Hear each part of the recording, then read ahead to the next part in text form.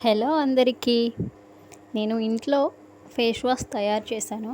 అది ఎలా తయారు చేశాను, ఏంటి బెనిఫిట్ ఏంటి అనేది చూడండి. నేను కీరాతో ఫేస్ వాష్ తయారు చేసుకుందామని కీరా తీసుకున్నాను. ఒక సగం ముక్క తీసుకున్నాను. కీరా అనేది ఫేస్ పైన పెట్టుకుంటే వేడిలాగిద్ది అంటారు. కళ్ళపైన 2 ముక్కలు పెట్టుకుంటారు కదా, అలా వేడిలాగిద్దని పెట్టుకుంటారు కదా. అలానే ఫేస్ పైన కీరా జ్యూస్ లాంటిది ఏదైనా ఫేస్కి అప్లై చేసుకుంటే ఫేస్ అనేది ఏవైనా మచ్చలు లాంటివి ఏవైనా ఉంటే అవి తగ్గుతూ ఉంటాయి. నెక్స్ట్ వేడి కూడా లాగిద్ది. అందుకు కీరా జ్యూస్ తాగుతారు. నెక్స్ట్ కళ్ళపైన ఆ ముక్కలు అనేవి పెట్టుకుంటూ ఉంటారు. అందుకే నేను కీరా తీసుకున్నాను. ఫేస్ వాష్ అంటే స్కిన్కి ఏదో ఒక బెనిఫిట్ ఉండాలి కదా, అందుకు అది కీరా వలన ఉంటుంది అని చెప్పి కీరాతో పాటుగా బీట్రూట్ కూడా తీసుకున్నాను. నేను బీట్రూట్ జ్యూస్ కొంచెం తీసుకున్నాను. కీరా ఎక్కువ తీసుకున్నాను. ఇప్పుడు దీన్ని కీరాని ముక్కలుగా చేసేసాను. దాన్ని జ్యూస్ తీసుకోవటమే. జ్యూస్ తీసుకున్నాక ఫేస్ వాష్ ఎలా తయారు చేస్తున్నాను ఏంటనేది చూపిస్తాను, చూసేసేయండి. నేను కీరాని మిక్సీ పట్టేశాను. దాన్ని జ్యూస్ తీసుకుంటున్నాను ఇప్పుడు. ఇది జ్యూస్ తీసుకునే క్లాత్ లాంటిది, అంటే కొంచెం తొందరగా ఈజీగా అయ్యిద్ది. చూడండి, మీకే తెలిసిద్ది.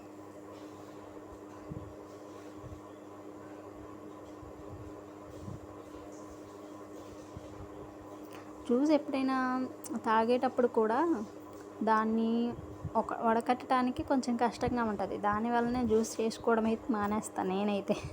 లేదంటే దాంతో పలుపుతోనే తాగేస్తాను.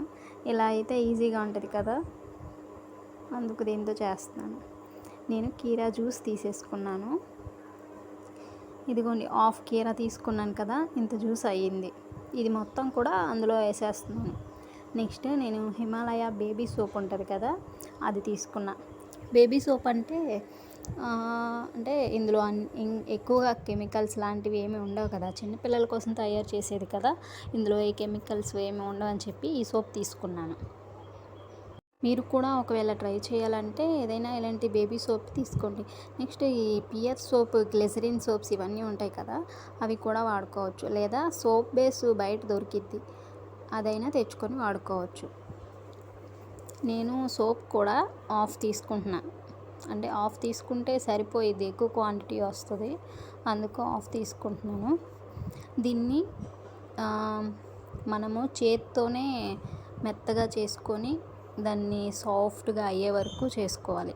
ఎందుకంటే దీన్ని డబుల్ బాయిల్ మెథడ్లో పెట్టి మరిగిస్తే తొందరగా మెల్ట్ అయిపోద్ది. కానీ అదేంటి, మళ్ళీ సోప్ లాగా గట్టిగా అయిపోద్ది. అందుకు సోప్లా మనకి గట్టిగా అవ్వకూడదు కదా, లిక్విడ్ రూపంలో ఫేస్ వాష్లా ఉండాలి కదా. అందుకు నేను ఆ ఫోమ్ వచ్చే వరకు, దాన్ని సాఫ్ట్గా వచ్చే వరకు చేస్తున్నాను. అలా చేసుకుంటేనే బాగుంటుంది. బేబీ సోప్ తీసుకున్నాం కదా, ఇంకా దీంట్లో ఏవైనా అంటే స్మెల్ కోసం కొన్ని యాడ్ చేస్తూ ఉంటారు. అలాంటివన్నీ ఇంకా యాడ్ చేయాల్సిన అవసరం లేదు. ఇది బేబీ సోప్లో దీంట్లో కూడా స్మెల్ ఉంటుంది కదా.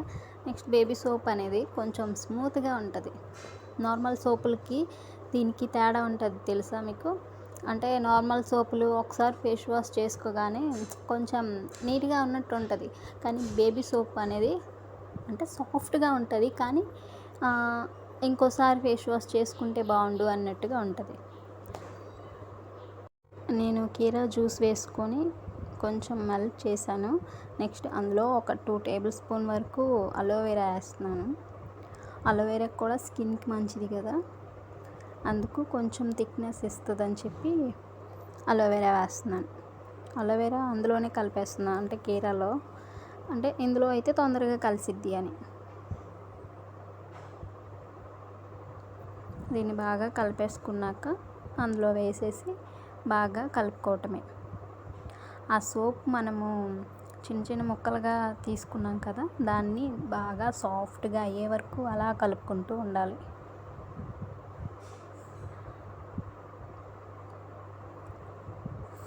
నేను కీరా జ్యూస్ మొత్తం వేసేస్తున్నాను. ఇంకా అది కాకుండా నెక్స్ట్ బీట్రూట్ కూడా వేస్తాను.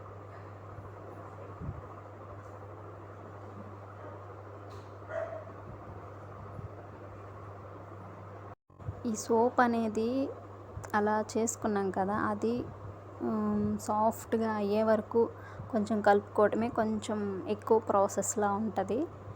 మామూలుగా డబుల్ బాయిల్ మెథడ్లో అయితే వెంటనే కరిగిపోయిద్ది, కానీ మనకు కావాల్సింది ఫేస్ వాష్, సోప్ కాదు కదా, అందుకు దాన్ని కలుపుకుంటూ ఉండాలి, కొంచెం కష్టమైన. నెక్స్ట్ నేను బీట్రూట్ జ్యూస్ తీసుకుంటున్నాను.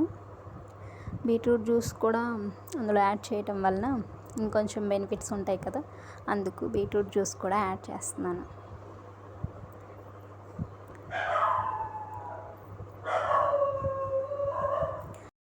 ఏ కెమికల్స్ లేకుండా ఇంట్లోనే ఇలా తయారు చేసుకుంటే మనకే మంచిది కదా, స్కిన్ కూడా బాగుంటుంది. నేను కొన్ని బీట్రూట్ జ్యూస్ కూడా వేసి అలా మిక్స్ చేస్తున్నాను.